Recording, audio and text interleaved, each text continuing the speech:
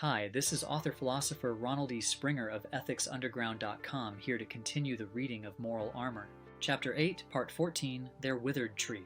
Please hit like and subscribe before we dive in. Their withered tree. The growth of a tree can be planned. Unneeded offshoots can be clipped to focus nutrients on a few select branches and on the trunk. Self-made man's accumulation of knowledge is identical. He furthers what is most important to him and trims the rest until and if he decides to pursue the others as well. When he does, he has a much more stable base to work from, and the effort to accomplish the new task is small compared to the size, power, and efficiency of his system. His knowledge tree becomes like a redwood, wide and towering, shooting up to the heavens like an organic skyscraper. On the other side, fear-driven man rarely addresses the subject of his knowledge base. He allows it to be dictated to him by his outside frames. The result is most often a short, bushy thing, crowded with inessential offshoots that keep up appearances, but lead nowhere. So much energy is sapped in feeding the different snarls, little is left for expansion of the trunk. His has many trunks, much smaller and weaker than normal. Self-made man has one consciousness, firmly rooted in the soil of existence. The fear-driven starts trunks according to every false source they believe is responsible for their lives. Mysticism, wishes, family, peers, one for each outside frame of reference. Often what provides essential stability, the trunk of consciousness, is undernourished, becomes withered, and never bears its proper fruit, the emotional reward of self-worth.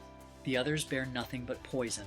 Poorly rooted, eventually it breaks free, dries up, and tumbles with the wind to be blown around as listlessly as it was created.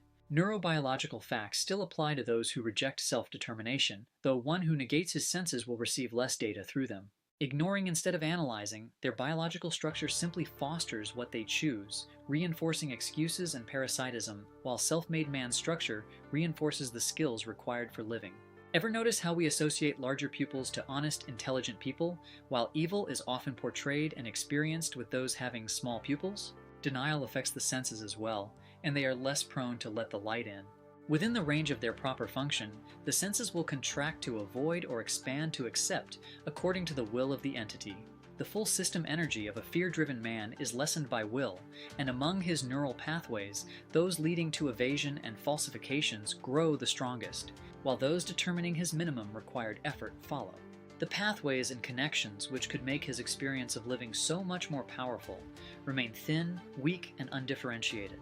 He considers self-development impossible, the insuperable and forbidden sanctuary of luck, and so it remains.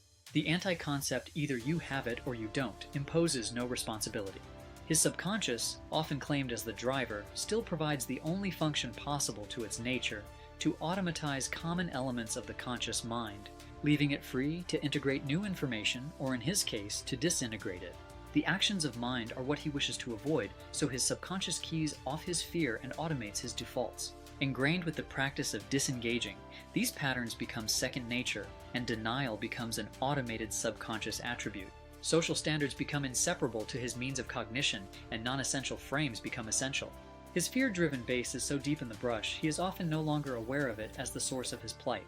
As far as he is now concerned, this is how the mind works. Cut off from the higher reaches of his own intellect, and from the most sacred emotional states, his mind is dimmed to twist and contort new data to suit his illusions, streamlining his own destruction. That's all for now. Next up is Preserving the Indeterminate, Anti-Concept Formation.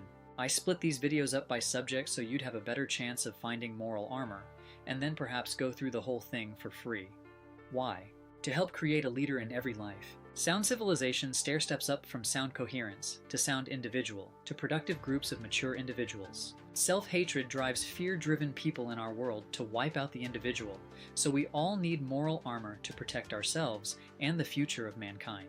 Click subscribe and leave a thumbs up if you'd like to help wipe out moral confusion fast and make the world a better place.